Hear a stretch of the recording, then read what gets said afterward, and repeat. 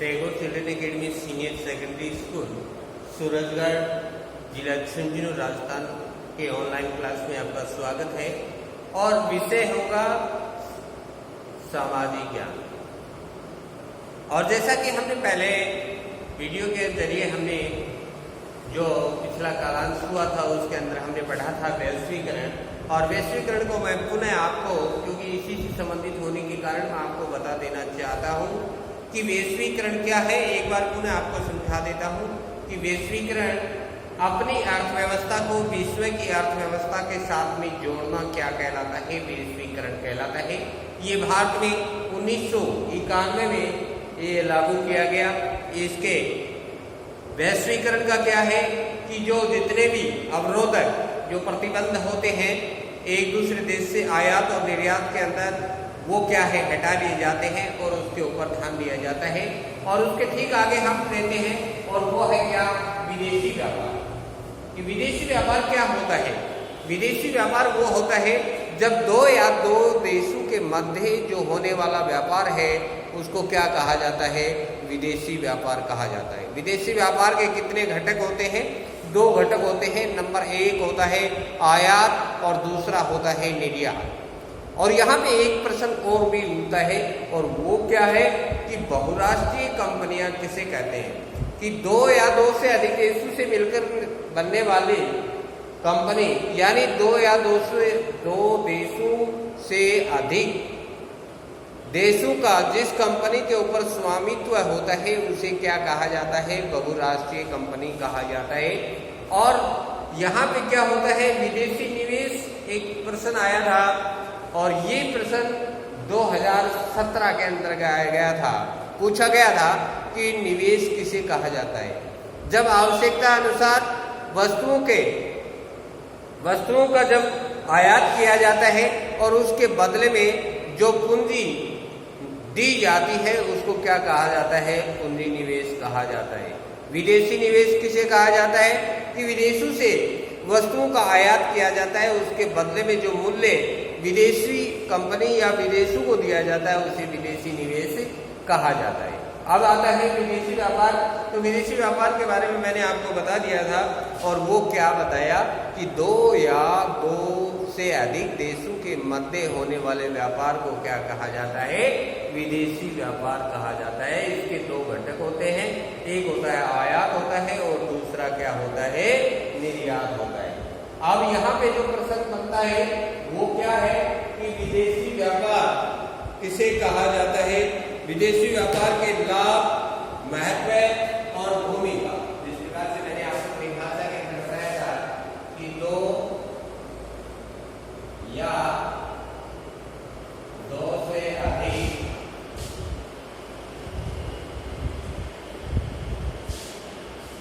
देशों के मध्य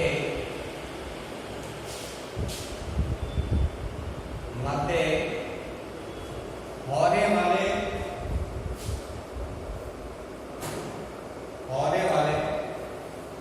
व्यापार को विदेशी व्यापार कहते हैं।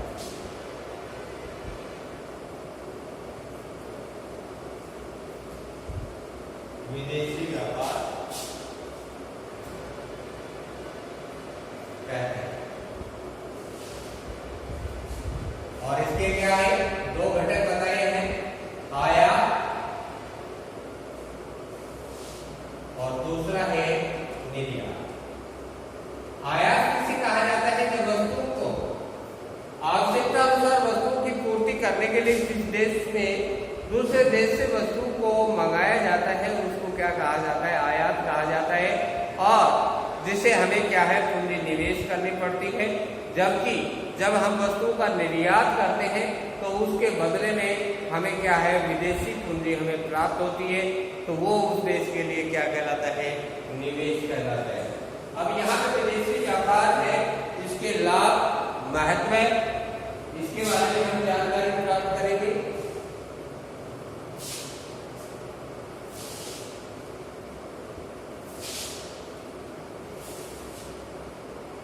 विदेशी व्यापार के महत्व या लाभ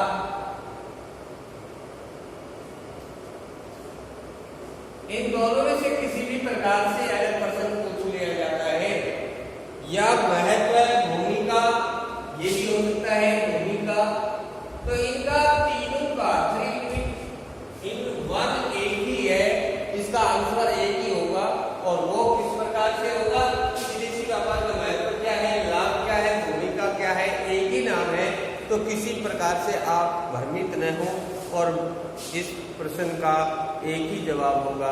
और वो क्या है कि नंबर 1 उसके अंदर आता है कि बाजारों का एकीकरण। नंबर 1 आता है बाजारों का एकीकरण। बाजारों का क्या हो जाएगा? एकीकरण। जैसा कि मैंने आपको बताया था कि वैश्वीकरण के कारण क्या होता है कि दो देशों के मध्य व्यापार होगा, और व्यापार होगा तो यहाँ पे क्या है, बाजार एक दूसरे के निकट आएंगे। और एकीकरण का मतलब भी क्या है कि एक दुकान के ऊपर अनेक देशों से निर्मित वस्तुओं का उपलब्ध होना ही क्या कहलाता है? एकीकरण होता है। जिस प्रकार से एक दुकान पे जाते हैं, ये चौक है, ये कहाँ से बनी हुई है? इंडिया से बनी हुई है। दूसरी चौक है, ये चाइना से बनी हुई है। लेकिन जब हमें एक ही स्थान पे कई देशों से निर्मित वस्तुएं मिलती हैं तो उसी को क्या कहा जाता है? बाजारों का एकीकरण कहा जाता है। दूसरे नंबर पे आता है उत्पादकों को लाभ।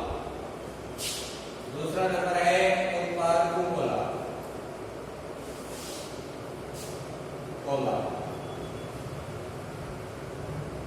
अब ये कहेंगे कि जब दो कंपनियां एक साथ माल आता है तो उसमें लाभ क्या होता है? तो अच्छी क्वालिटी प्राप्त करने के लिए हमें क्या करना पड़ता है? दूसरी वस्तु का क्या लेना पड़ता है? सहारा लेना पड़ता है कि इस वस्तु के अंदर क्या खासियत है जिसके कारण से ये मेरी वाले वस्तु से बेहतर नजर आती है।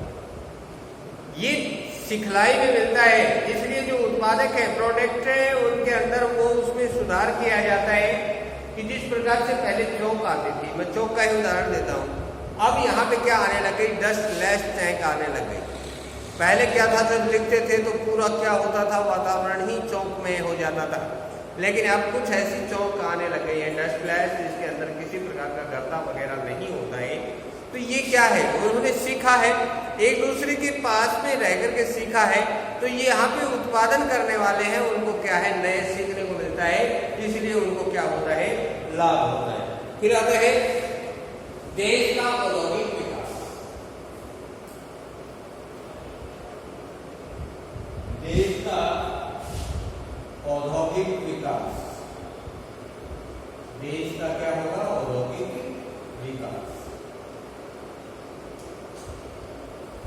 औद्योगिक विकास का मतलब यहाँ में क्या है कि जब बाजार के अंदर विदेशी व्यापार होंगे तो यहाँ पे क्या होगा? एक दूसरे से का कंपटीशन है वो बढ़ जाएगा।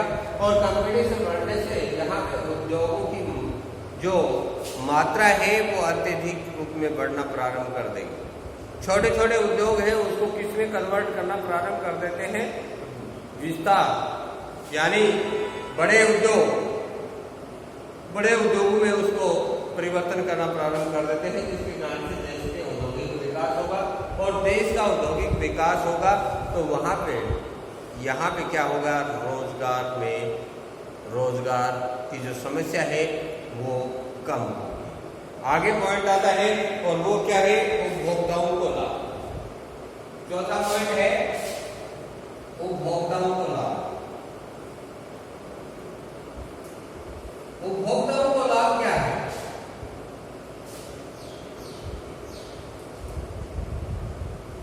यहाँ पे उपभोक्ताओं को क्या लाभ होगा?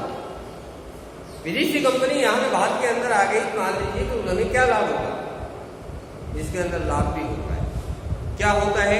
एक तो हमें वस्तु का चयन का स्वतंत्रता मिल जाती है कि वस्तु हमें कैसी चाहिए। एक ऐसी वस्तु होती है जो जबरन ही हमें लेनी पड़ती है, लेकिन एक वस्तु ऐसी होती है जो उसकी बेहतर प्रोडक्ट होता है उसका, और उसको हम जब लेते हैं तो हमें जो मन इच्छा अनुसार उस वस्तु का हम चयन कर सकते हैं। अन्यथा हमें एक ही वस्तु के पीछे दौड़ना होगा। इस कारण से ये महत्वपूर्ण स्थान रखता है कि देश में उपभोक्ताओं को क्या होगा? लाभ होगा। कीमत है वो भी हम ज़्यादा नहीं दे सकते, क्यों? क्योंकि जब कंपटीशन का जमाना होता है तो जो मार्जिन निर्धारित होता है उसी के ऊपर ही निर्भर रहना पड़ता है। जिस प्रकार से मान लीजिए हमारे पास ये पेन है और पेन है ये केवल एक ही प्रकार का बना होता है। जब यही पेन मैं देख रहा हूँ कि 10 साल से इसकी 10 रुपये ही रेट चल रही है, इसकी वजह क्या है? इसकी वजह है क्या कि कंपनियों ने विस्तारवादी नीति अपना ली है।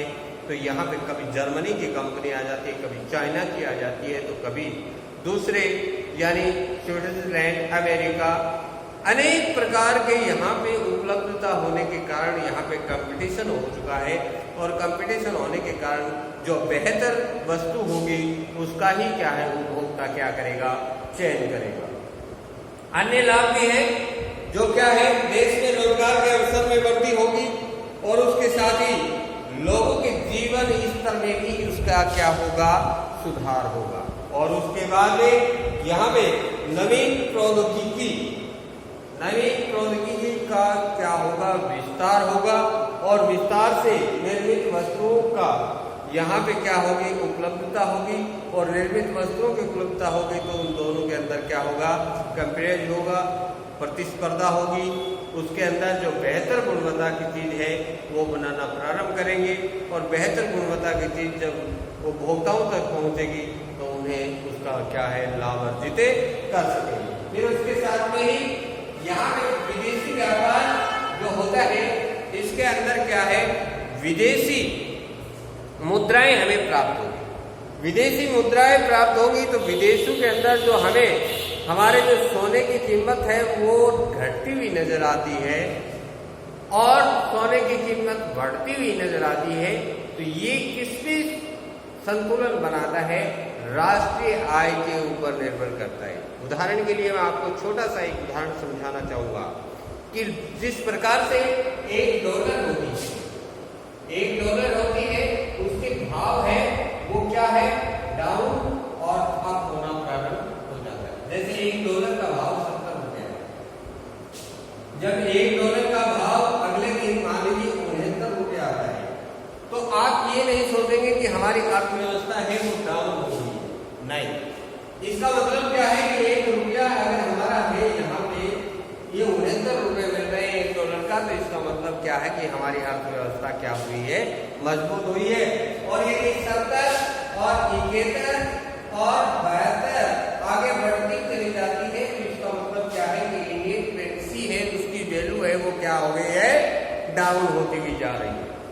इसलिए विशेष ध्यान रखना होगा। और इस चीज के लिए जिसको क्या कहा जाता है? हाश बोलते हैं जिसको। हाश का मतलब होता है कमी हो जाना। और जो सोने की कीमत बढ़ती जाती है तो इसका मतलब क्या है कि हमारा रुपया है वो गिरता हुआ जा रहा। जिस प्रकार से आप जानते हैं कि अब जो सोने के भाव है वो 52,000 रुपये के आसपास चल रहे हैं, लेकिन इसी नवंबर के अंदर देखेंगे तो 38,000 39,000 के आसपास था। इस प्रकार से यह आकलन किया जाता है कि 12-13 हजार रुपये का ये जो बढ़ रहा है इससे क्या है कि हमारी अर्थव्यवस्था के अंदर कमी आई। क्योंकि जो भी आकलन किया जाता है, जो देश का आकलन किया जाता है, उसके जो भंडार के अंदर जो सोना होता है उसकी कीमत के अनुसार आकलन किया जाता है। इस महामारी के कारण यहाँ पे क्या है, भारतीय अर्थव्यवस्था को क्या है झनकोर करके रख दिया है। वैसे तो किसी भी देश को ऐसे नहीं छोड़ा है, लेकिन फिर भी इस वैश्विक महामारी ने, कोविड-19 ने इतना अर्थव्यवस्था को नीचे ला करके खड़ा कर दिया है जिसके कारण से इसको स्तर तक लाने में लगभग 20 वर्ष और लग जाएंगे। यानी कोई भी देश है वो अपने वर्तमान स्तर से 20 साल पीछे निकल गया है,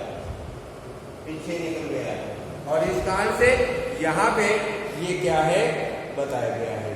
आगे हम लेते हैं इसी के संदर्भ में आगे जो चैप्टर है, और वो चैप्टर है क्या, भारतीय अर्थव्यवस्था एक विकासशील। सबसे पहले मैं आपको यहाँ पे बताना चाहूंगा कि विदेशी व्यापार को एक उत्कृष्ट, एक यहाँ पर क्या है कि उन्होंने एक व्यापार संगठन लागू किया जिसको क्या कहा जाता है, विश्व व्यापार संगठन। और विश्व व्यापार संगठन है, इसके बारे में मैं आपको बता देना चाहता हूँ, बहुत ही इंपॉर्टेंट क्वेश्चन होगा ये।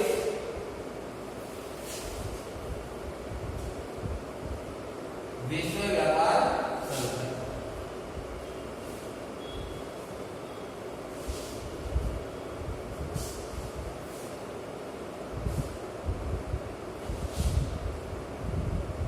विश्व व्यापार